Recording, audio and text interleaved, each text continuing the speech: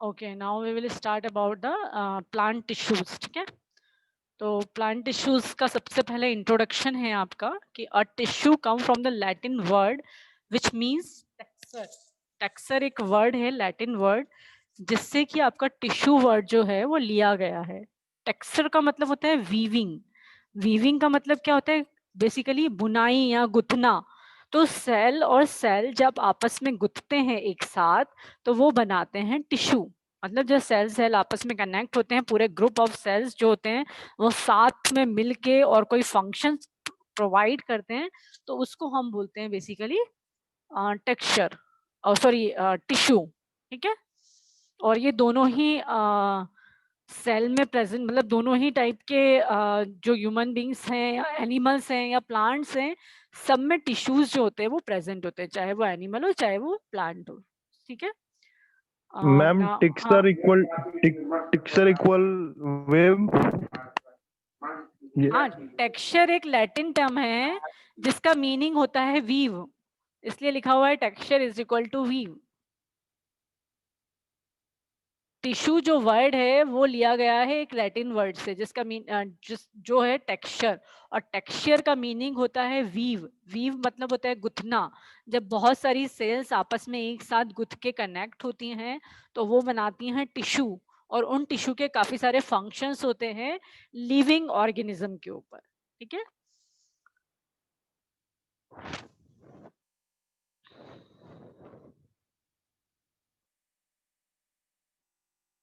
फिर आती है आपकी नेक्स्ट स्लाइड, जिसके अंदर हम देखेंगे प्लांट टिश्यूज के बारे में।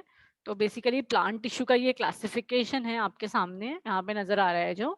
तो प्लांट टिश्यू बेसिकली दो टाइप्स के होते हैं, one is meristematic and one is permanent. तो मेरिस्टेमेटिक का मतलब क्या होता है? Cells are capable of cell division, मतलब जिसमें जो सेल है कंटिन्यूअसली डिवाइड होते रहते हैं, उस टाइप की जो टिश्यूज होते हैं उसको हम बोलते हैं मेरिस्टेमेटिक टिश्यू। और एक होता है आपका परमानेंट टिश्यू, मतलब जब उसमें सेल डिवीजन की जो कैपेसिटी होती है वो मतलब खत्म हो जाती है, वो उसके बाद डिवाइड ही नहीं हो पाता है, तो उसको हम बोलते हैं परमानेंट। मतलब जब तक सेल डिवाइड होता रहता है तो उस टाइप के जो टिश्यूज होते हैं वो कहलाते हैं मेरिस्टेमेटिक टिश्यू। जब आपकी जो डिवीजन होना बंद हो जाता है तो उस पर्टिकुलर को हम बोलते हैं परमानेंट। लाइक आप देखिए, जब छोटा बच्चा होता है, छोटे बच्चे से लेके एक पर्टिकुलर 18 ईयर्स तक हाइट बढ़ती है। ठीक है, तो जो 18 ईयर्स तक हाइट बढ़ रही है तो उस टाइम पे जो टिश्यूज होंगे वो हम मेरिस्टेमेटिक टिश्यू बोल सकते हैं। और जब एक बार आपकी हाइट पूरी डेवलप हो जाती है, उसके बाद आपकी हाइट नहीं बढ़ती है, आपकी बॉडी के अंदर चेंजेस होते हैं, तो उसको हम बोलते हैं परमानेंट। ठीक है, अब आपकी हाइट इंक्रीज नहीं हो सकती, एक पर्टिकुलर एज होती है जब तक हाइट इंक्रीज होती है, उसके बाद हाइट इंक्रीज होनी बंद हो जाती है। तो जब सेल का डिवीजन बंद हो जाता है तो उसको हम बोलते हैं परमानेंट। जब सेल कंटिन्यू डिवाइड होता रहता है तो उसको हम बोलते हैं मेरिस्टेमेटिक। ठीक है, तो परमानेंट की बात करें तो परमानेंट जो होते हैं वो नॉर्मली दो टाइप के होते हैं, एक होता है आपका सिंपल, एक होता है आपका कॉम्प्लेक्स। ठीक है, सिंपल का मतलब क्या होता है? They compose of single type of cells. मतलब आपका जो टिश्यू है वो कैसे बनता है? जब बहुत सारे सेल्स आपस में कनेक्ट होते हैं तो आपका बनता है टिश्यू। अब अगर सेम टाइप की सेल्स हर जगह कनेक्ट हो रही है, मतलब सेम सेल्स आपस में कनेक्ट होके अगर कोई टिश्यू का फॉर्मेशन कर रही है तो वो कहलाती है सिंपल टिश्यू। और अगर एक से ज्यादा अलग अलग टाइप की सेल्स मिलके अगर कोई टिश्यू बना रही है तो वो कहलाता है कॉम्प्लेक्स टिश्यू। समझ रहे हैं? सेम सेल, एक जैसी सेल है वो मिक्स हो रही हैं और वो टिश्यू बना रही हैं तो वो कहलाता है सिंपल टिश्यू। और अगर एक से ज्यादा टाइप की सेल हैं और वो मिक्स हो रही हैं तो वो कहलाती हैं कॉम्प्लेक्स टिश्यू। ठीक है, तो यहाँ पे सिंपल को तीन भागों में डिवाइड किया गया है, one is parenchyma, one is collenchyma and one is sclerenchyma. They are of three types. अब इधर पेरेनकाइमा और कोलेनकाइमा में देखें तो एक टर्म और आती है, उसका नाम होता है क्लोरेनकाइमा। ठीक है, तो ये तीन टर्म्स हैं जो क्या आती हैं सिंपल के अंदर। अब आता है आपका कॉम्प्लेक्स, तो कॉम्प्लेक्स में मेनली आपके आते हैं दो टाइप, एक आता है जाइलम, एक आता है फ्लोएम। आई थिंक आपने ऑलरेडी सुना होगा कि जाइलम जो है वो आपके प्लांट के अंदर प्रेजेंट होता है, जिसका काम होता है पानी को रूट से पूरे प्लांट के पार्ट्स तक पहुंचाना। और फ्लोएम जो होता है लीव्स में जो फूड्स बनता है उस फूड को पूरे प्लांट तक पहुंचाना, ये कहलाता है, ये जाइलम का काम है पानी पहुंचाना, फ्लोएम का काम है फूड पहुंचाना। हम डिस्कस करने वाले हैं इन डिटेल अभी आगे, ठीक है। फिर आपकी नेक्स्ट स्लाइड में आता है मेरिस्टेमेटिक टिश्यू, कि मेरिस्टेमेटिक टिश्यू क्या होता है, उसकी कैरेक्टरिस्टिक क्या होती है। तो सबसे पहले मेरिस्टेमेटिक की बात करें तो इसके अंदर पावर होती है to divide to form new cells. ये अपने अंदर इतनी पावर रखता है कि ये बार बार नए नए डिवीजन करता रहता है, सेल डिवीजन, और ड्यू टू सेल डिवीजन इसके अंदर काफी सारी नई सेल्स बनती रहती हैं, जिसकी वजह से क्या होता है, जो प्लांट की लेंथ है और जो उसकी विड्थ है वो दोनों ही बढ़ती है, मतलब उसकी लंबाई और उसकी चौड़ाई दोनों इंक्रीज होती है due to the meristematic tissue. Because meristematic का काम क्या है, सेल डिवीजन करना। सेल डिवीजन होगा तो क्या होगा, नई नई सेल्स बनेंगी, नई नई सेल्स बनेंगी तो क्या होगा, प्लांट की लेंथ भी बढ़ेगी और उसकी ब्रेड मतलब जो उसकी चौड़ाई होती है वो भी बढ़ेगी।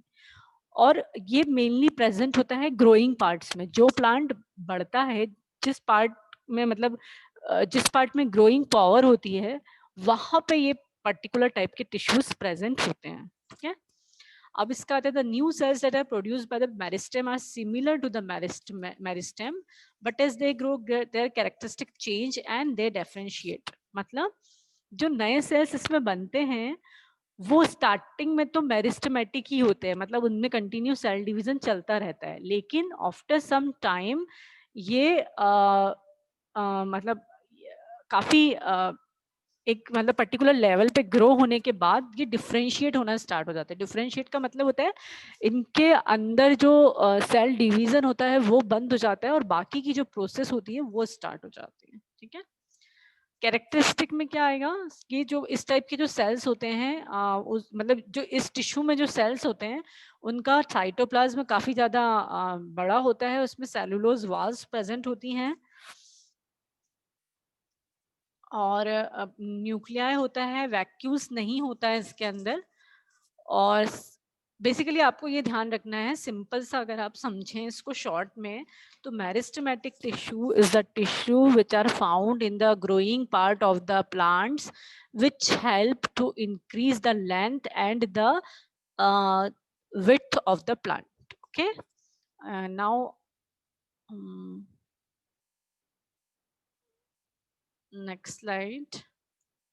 अब आप देखिए यहाँ पे मेरिस्टेमेटिक टिश्यू के टाइप्स दिए हुए हैं। मेरिस्टेमेटिक जो टिश्यू है दे आर ऑफ 3 टाइप्स, ठीक है। यहाँ पे जो मेरिस्टेमेटिक टिश्यू है आपको 3 टाइप में नजर आ रहा है, one is apical, one is intercalary and one is lateral. आप देख पा रहे हो एपिकल जो होता है वो एपेक्स पार्ट में, मतलब सबसे जो टॉप वाला पार्ट होता है जो कि उसकी लेंथ को इंक्रीज कर रहा है वो कहलाता है आपका एपिकल मेरिस्टम। जो एपेक्स वाले पार्ट में प्रेजेंट होता है it is known as apical meristem, जिसका काम क्या होता है, प्लांट की हाइट को इंक्रीज करना। देखो यहाँ पे लोकेशन लिखी हुई है, growing tips of shoot and root. Shoot और रूट पता है आपको,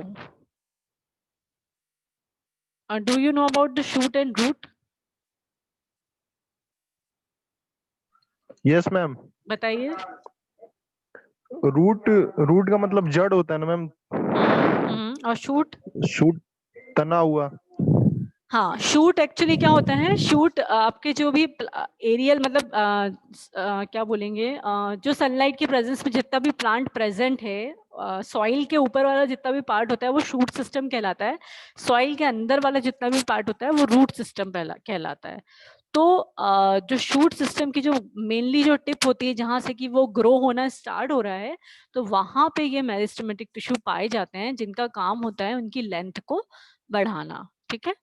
और एक आता है inter calorie stem. Inter calorie stem कहाँ प्रेजेंट होता है, आपका सेंटर में, मतलब लीव्स के पास।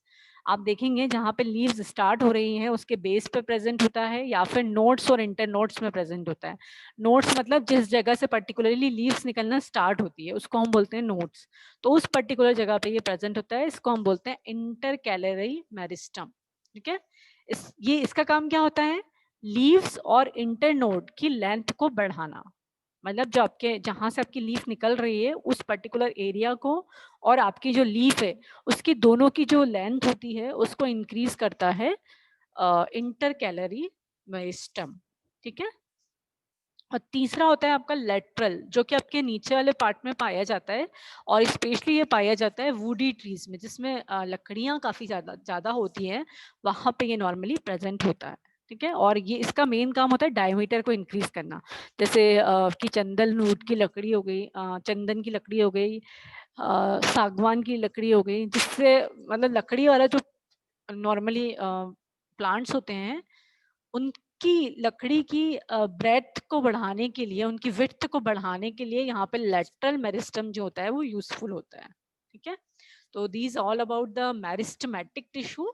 They are of three types: apical, intercalary and lateral. apical जो है वो हाइट बढ़ाता है और एपेक्स में प्रेजेंट होता है।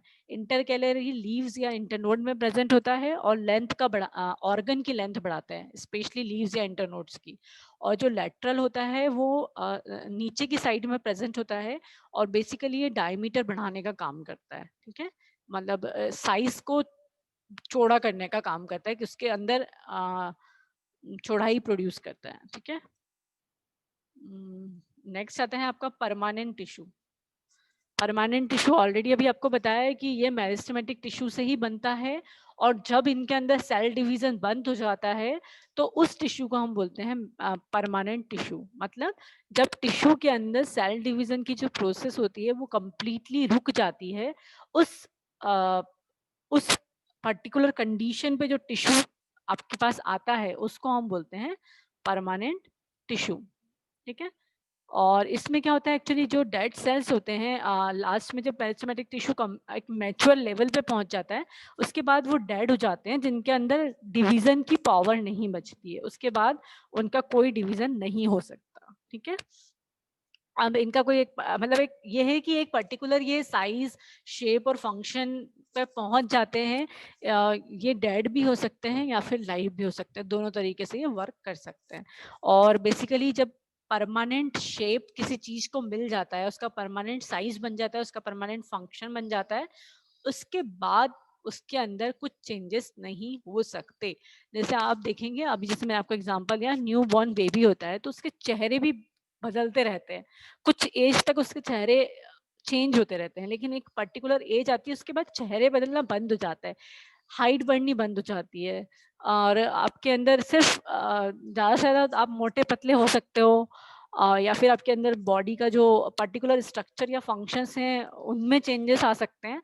बाकी जो आपकी हाइट है या फिर जो एक पर्टिकुलर चीज़ें होनी चाहिए सेल डिवीजन की, वो सब उसके बाद बंद हो जाती हैं। वो परमानेंट आपका मतलब क्या बोलेंगे, परमानेंट लेवल आ जाता है उसका, ठीक है, जिसके बाद आप कुछ चेंज नहीं कर सकते।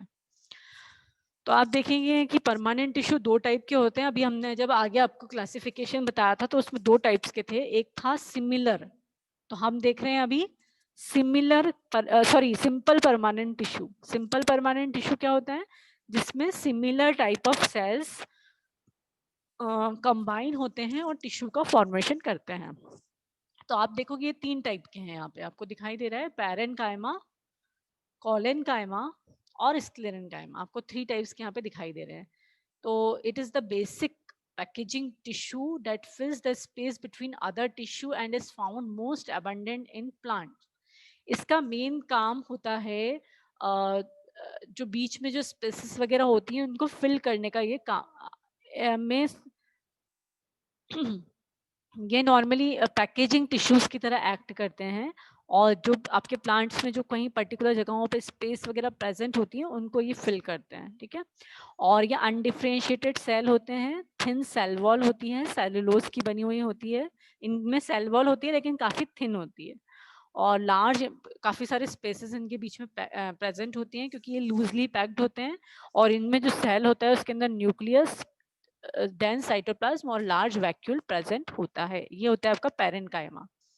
इसी तरीके से कॉलेनकाइमा है। कॉलेनकाइमा क्या होते हैं, लिविंग एलोंगेटेड, लंबे लंबे होते हैं थोड़े और इरेगुलरली थिक होते हैं कॉर्नर से एंड सेलुलोज या पैक्टिन के बने हुए होते हैं, ठीक है। इनके अंदर कोई इंटरसेलुलर स्पेस प्रेजेंट नहीं होती और इन इसके अंदर न्यूक्लियस प्रेजेंट होता है, देन साइटोप्लाज्म होता है एंड लार्ज वैक्यूल होता है, ये सबके अंदर सेम है, ठीक है।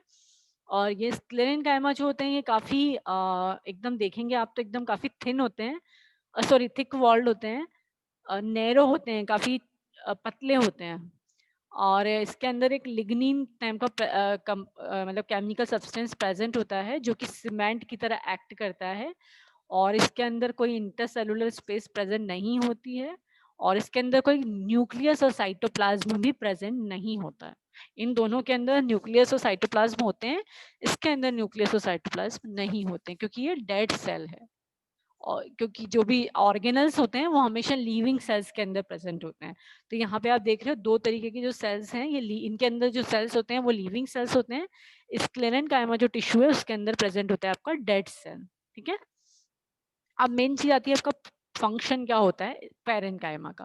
तो पैरेन्काइमा का फंक्शन है प्लांट को सपोर्ट प्रोवाइड करना, ठीक है, न्यूट्रिएंट्स प्रोवाइड करना, मतलब न्यूट्रिएंट्स को या वाटर को स्टोर करके रखना और प्लांट को सपोर्ट प्रोवाइड करना, इसको हम बोलते हैं। मतलब आपको ये देखना है कि पैरेन्काइमा बेसिकली 3 टाइप का होता है। एक होता है स्टोरेज पैरेन्काइमा, एक होता है क्लोरेन्काइमा, एक होता है एरेन्काइमा। जो प्लांट को सपोर्ट प्रोवाइड करे और न्यूट्रिएंट्स और वाटर्स को स्टोर करके रखे, वो कहलाता है आपका स्टोरेज पैरेन्काइमा, ठीक है।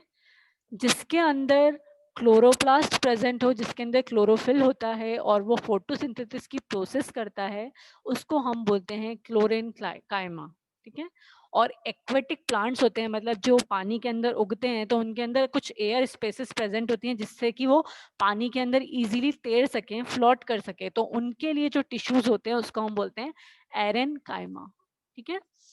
अब आप कोलेनकाइमा में देखेंगे तो कोलेनकाइमा का मेन काम होता है फ्लेक्सिबिलिटी प्रोवाइड करना, प्लांट्स को मैकेनिकल सपोर्ट प्रोवाइड करना। जो एरियल प्लांट्स होता है, काफी हवा चली तो हवा के कारण आपका जो पेड़ है वो गिर ना जाए, उसके जो पत्तियां वत्तियां हैं वो बहुत ज्यादा गिर ना जाए, तो उस तरीके से उसको सपोर्ट जो प्रोवाइड करता है वो होता है आपका कोलेनकाइमा, ठीक है। और जो आपका स्क्लेरेनकाइमा है वो स्ट्रेंथ और रिजिडिटी प्रोवाइड करता है अगेंस्ट द एनी तूफान, बेसिकली उसके अगेंस्ट में ये उसको स्ट्रेंथ प्रोवाइड करता है। लोकेशन कहाँ कहाँ पाया जाता है पैरेन्काइमा, तो पैरेन्काइमा नॉर्मली सॉफ्ट पार्ट्स में पाया जाता है, like roots, stem, leaves, flower और फ्रूट्स में ये पाया जाता है। और आपका जो कोलेनकाइमा है वो नॉर्मली लीफ में पाया जाता है, और लीफ और स्टेम की जो एपिडर्मिस होती है उसकी नीचे वाली लेयर में पाया जाता है। और जो स्क्लेरेनकाइमा होता है वो नॉर्मली स्टेम में पाया जाता है, ठीक है। आपको अभी एक वीडियो दिखाऊंगी मैं लास्ट में, तो उससे आपको पूरी अच्छे से एकदम चीज जो है वो क्लियर हो जाएंगी, ठीक है। इसके बाद आता है आपका कॉम्प्लेक्स टिश्यू। दो तरीके के टिश्यू होते हैं परमानेंट, सिंपल और कॉम्प्लेक्स। सिंपल मतलब single type of cells, complex मतलब different types of cells. And you want to ask any question? Aman Raj, you want to ask any question? या पूछिए प्लीज, बोलिए। मैम नोट्स में ये सारी चीजें नोट करनी होंगी ना? काय में? नोट्स में? हाँ बिल्कुल। तो मैम नोट्स के लिए फिर कहाँ मिलेगा ये सारी चीजें? गूगल क्लासरूम पे। गूगल क्लासरूम पे मैम मुझे पूरा नहीं मिल पा रहा है। मैं क्यों नहीं मिल रहा है? सारा जितना डाला है वो सारा आपको मिलेगा। ये सारी चीजें आपने डाल दी हैं उस पे? ये तो अभी मैं पढ़ा रही हूँ ना, जैसे मैं पढ़ाती जाती हूँ वैसे डालती हूँ। अच्छा, तो वो आपके पढ़ाने के बाद 106 वाले पे? 106 वाले हाँ पे डालू, मैम। जो आपने देखा होगा तो वहां पे 2 स्लाइड ऑलरेडी अवेलेबल है जो पहले पढ़ा चुकी हूँ, और अभी ये पढ़ा हाँ रही हूँ मैम, तो तो ये मैं अब डालूंगी। वो मटेरियल में होते हैं क्या? हाँ आपको मटेरियल, वो क्लास वर्क होता है ना ऊपर, उसमें मटेरियल में मिलेगा आपको। हाँ, तो मटेरियल खोलने पे ये सारे नोट्स वाले होते हैं? हाँ हाँ ओ। ठीक है। हाँ मैम, क्लियर हुआ। Okay okay. Xylem complex permanent tissue जो होते हैं वो 2 टाइप्स के होते हैं, एक जाइलम होता है, एक फ्लोएम होता है। तो जाइलम में जो सेल्स होती हैं वो काफी थिक होती हैं, और इसके अंदर जो जो एलिमेंट्स पाए जाते हैं वो होता है tracheids, vessels, xylem parenchyma and xylem sclerenchyma. ये 4 चीजें प्रेजेंट होती हैं जिनसे मिलके आपका पूरा जाइलम प्रिपेयर होता है। ठीक है, तो इसके अंदर जो वेजल्स होते हैं ये एक इम्पॉर्टेंट एलिमेंट होते हैं, और ये थोड़े यहाँ आप देख पा रहे हो, ये this is known as the vessel.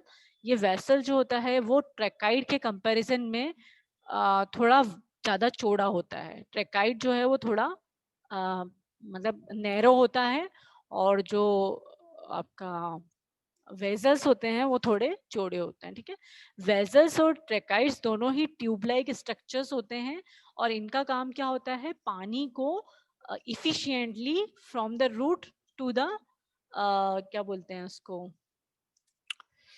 All parts of the plant, मतलब जो पानी पहुंचाने का काम है वो जाइलम का है। ठीक है, और जाइलम पैरेन्काइमा जो होता है वो फूड को स्टोर करता है और कंडक्शन करता है वाटर का।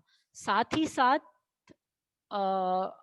transport water and mineral salts from root to leaves. Xylem also provides support to plant and trees because of its tough lignified vessel. इसके अंदर एक लिग्निफाइड वेजल्स प्रेजेंट होते हैं जिनका काम होता है सपोर्ट करना, प्लांट को सपोर्ट प्रोवाइड करते हैं। ठीक है, तो मेन काम तो क्या है कि पानी को रूट से पूरे प्लांट्स तक पहुंचाना, और इसके अंदर ये मेन 4 चीजें हैं जो आपको ध्यान रखनी है।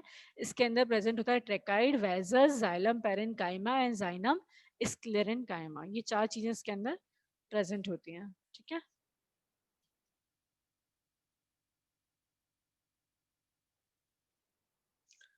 नेक्स्ट आता है आपका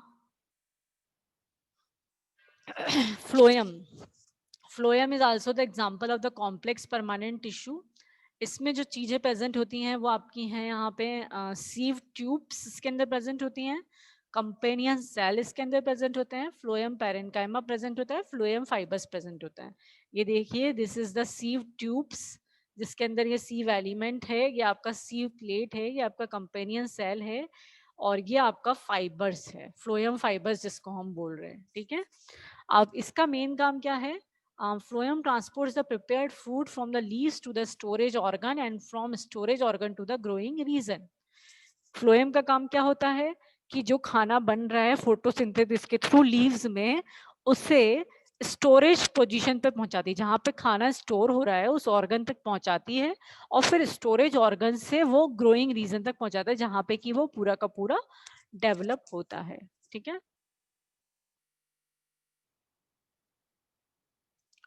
ओके इसके बाद आपका है video. I play the video जिससे आपको जो मैंने अभी पढ़ाया है आपको वो पूरा क्लियर हो जाएगा। एक बार ये वीडियो देख लो।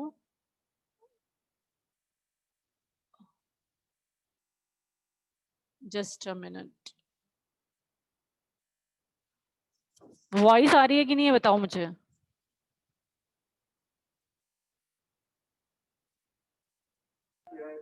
No ma'am. अभी देखना, एक मिनट, अब देखो। नहीं मैम। नहीं आ रही है, अच्छा ओके वेट, एक second wait.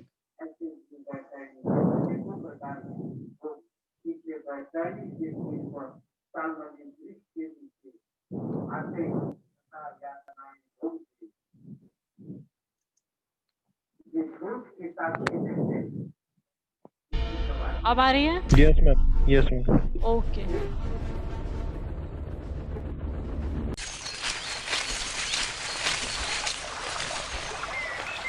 Plant tissues. We know that the fundamental unit of life is a single cell, but all higher organisms are made up of more than one cell, video चल रहा है। also called as multicellular organism.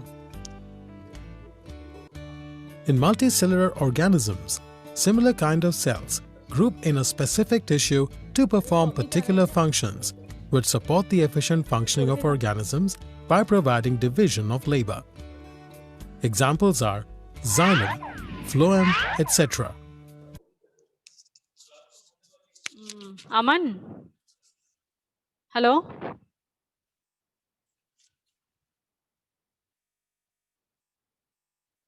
Aman, yes ma'am.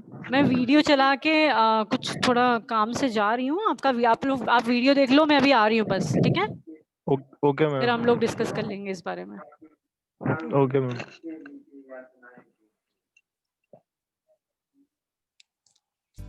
The next level of organization forms organs combining different tissues. Examples include root, stem, leaf, etc. There are two types of plant tissue. First one is meristematic tissue, which has dividing cells. The cells are very active, have dense cytoplasm and distinct nucleus to carry out division. They have thin walls and easy to divide. They are small or no vacuoles, as do not need to store anything for long.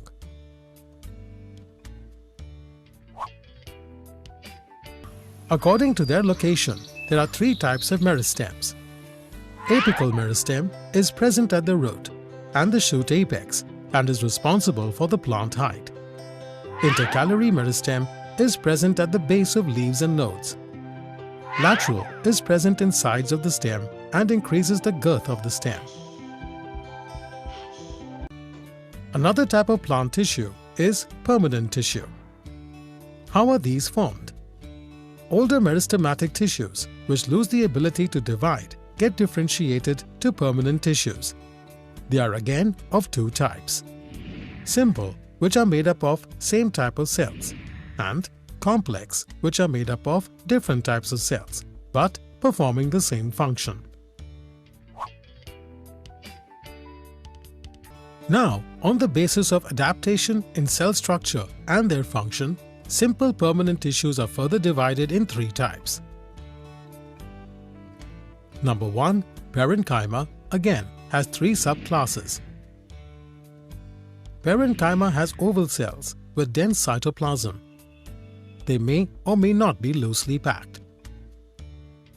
The ones with chlorophyll are called chlorenchyma and help in photosynthesis. Some have air spaces and are present in aquatic plants for buoyancy. They are called as aerenchyma. Parenchyma are found all over the plant body and help in storage, photosynthesis in some, and giving buoyancy in some, for example aquatic plants.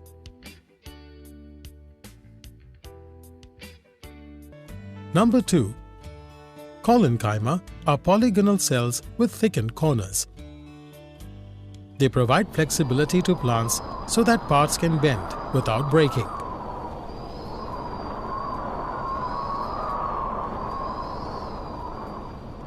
For instance, they are at petiole, leaf stalk, etc.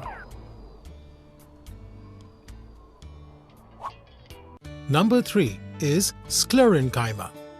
These are dead cells with no protoplasm. They have thick cell walls and the cell lumen is lost. The main function is to provide mechanical support. They form the hard covering of seeds, jute, wood fibers and husk of coconut.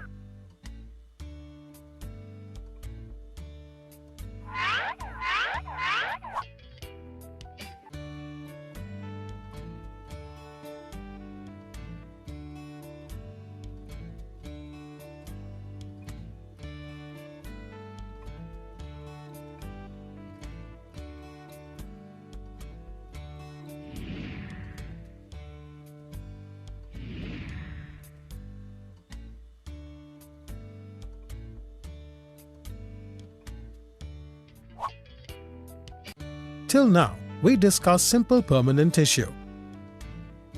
Let's know more about complex permanent tissue, which is made up of more than one type of cells. Xylem and phloem are complex tissues. Together, they are called as vascular bundles. Xylem is made up of mostly dead cells, which are tracheids, vessels, fibers, and xylem parenchyma, which is only living cell type. Xylem's main function is to distribute water and minerals from roots to upward to the parts of plants. Other than this, xylem also provides mechanical support to plants. Phloem is a conductive tissue with mostly living cells, which are phloem parenchyma, sieve tube, companion cells, phloem fibers. Sieve tubes are the main conducting cells which are supported by companion cells for their function. Phloem fibers give support and parenchyma stores food. Phloem conducts food in both directions.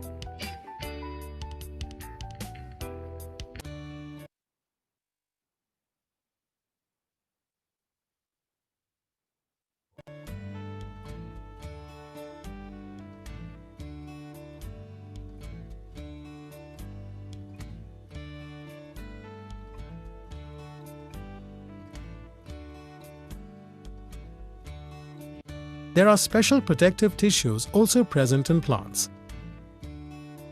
That is, outer covering of the roots, stem, leaves, and is called as epidermis. Epidermis protects the inner parts from injury, excessive loss of water, and infection from microbes. Some epidermis cells get modified to root hair in the roots to absorb water and minerals. Root hair are so tiny that they are able to reach between the soil particles. On the other hand, in leaves, lower epidermis has opening called as stomata for exchange of gases and animal and plants, whereas the histopathology is the study. Hello. Hello, Aman Raj.